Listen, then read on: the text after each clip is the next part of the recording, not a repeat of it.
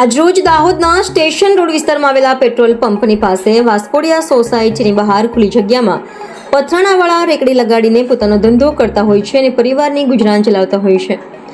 આ ખુલ્લી જગ્યામાં લારી ગલ્લાવાળાને નગરપાલિકાને ટેક્સ આપતા હોય છે, તો છતાં નગરપાલિકાના અધિકારીઓ પથરાણાવાળા રેકડી લગાવીને ધંધો કરતા હોય તેમને ધાક ધમકી આપવામાં આવી હતી। ત્યારે કોંગ્રેસના શહેર પ્રમુખ આસિફભાઈ સૈયદે દાહોદ કલેક્ટર સાહેબને આવેદનપત્ર આપવામાં આવ્યું હતું અને યોગ્ય કાર્યવાહી કરવાની માંગણી કરી હતી। રિપોર્ટર મહેશ બિલવાળ, દાહોદ। અમે છે ને જે વાસ્કોડિયા સોસાયટી છે, પોલીસ ટાઉન એની પાસે ખુલ્લી જગ્યા છે, જે નગરપાલિકા એવી છે અમારી છે, અને લોકો ભાડું ચૂકવે છે અને ભાડું લે છે બધા પાસે। તો આ લોકો પથારાવાળા છે, ગરીબ લોકો છે। હા, એ લોકો ગયા વખતે આવ્યા હતા, લોકોનું ગયા વખતે બી આવ્યા એ તો છે જ, પણ આ બધા છે ને પથારાવાળા છે બધા, અને ત્યાં વર્ષોથી પથારા લગાવે છે। આજે અમે કલેક્ટર સાહેબને આવેદનપત્ર આપવા માટે આવ્યા હતા। વાસ્કોડિયા સોસાયટીની સામે ઝાયડસ હોસ્પિટલની પાસે એક દાહોદ નગરપાલિકાનું કોમન પ્લોટ છે, જેની અંદર ગરીબ અને મધ્યમ વર્ગના લોકો પથારો લગાવી અને પોતાનું ગુજરાન ચલાવે છે અને પોતાના પરિવારની આજીવિકા ચલાવે છે। આજ રોજ અચાનક નગરપાલિકા અને નગરપાલિકાના પ્રમુખ ત્યાં આવ્યા અને ત્યાં આવીને એમને તુખલગી એવો હુકમ કર્યો મૌખિક કે હમણાં ને હમણાં આ જગ્યા તમે ખાલી કરો। હાલ આગળ રક્ષાબંધન આવી રહી છે, આ પથારાવાળા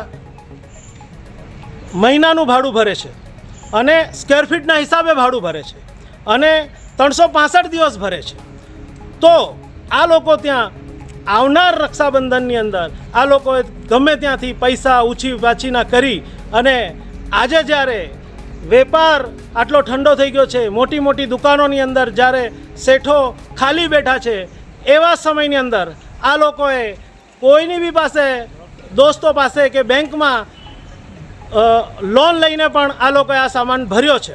અને આજે જ્યારે રક્ષાબંધન 9 તારીખે નજદીક છે, જ્યારે આ લોકોનું વેપાર ચાલુ થવાનો જ હતો અને એવા ટાઈમની અંદર નગરપાલિકાએ જે તુગલકી હુકમ કર્યો છે 1 કલાકની અંદર ખાલી કરો અને ટ્રેક્ટર લાવીને ત્યાં મૂકી દીધું અને ડરાવી અને એમની જે ખાલી કરી છે એના માટે આજે અમે કલેક્ટર સાહેબને રજૂઆત કરવા આવ્યા છીએ અને નગરપાલિકાને બી ચેતવણી આપીએ છીએ કે જે અધિકારી બી છે એ અધિકારી ખાલી પૈસા ખાવા માટે ત્યાં નહીં જાય અને આ લોકો ગરીબ લોકોને ધંધો કરવા દે એવી અમારી માંગ છે। અને જો એમને ધંધો કરવા નહીં દીધો તો અમે નગરપાલિકાનો બી ઘેરાવ કરીશું।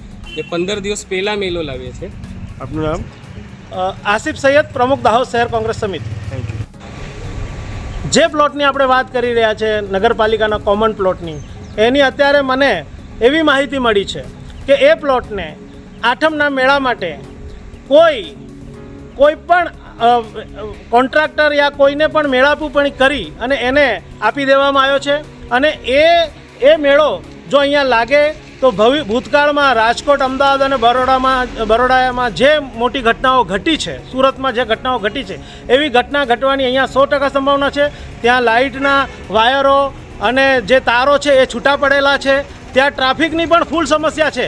તો આ મેળો, અમારી એટલી માંગ છે કે આ મેળો બીજા સ્થળે ખસેડે અને આ ગરીબ લોકોને ધંધો અહીંયા કરવા દે।